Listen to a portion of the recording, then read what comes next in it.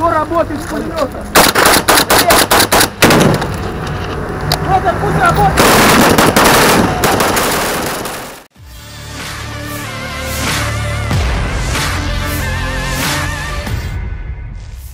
Media sosial dihebohkan dengan rekaman pasukan Rusia menyerang prajurit Ukraina. Uniknya, pasukan Vladimir Putin ini menyerang dari balik tumpukan sampah.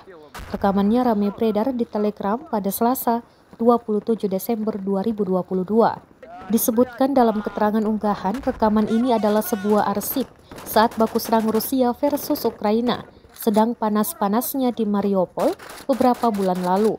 Penyerangan terhadap posisi angkatan bersenjata Ukraina dari tumpukan sampah Mariupol musim semi 2022 jelas narasi unggahan.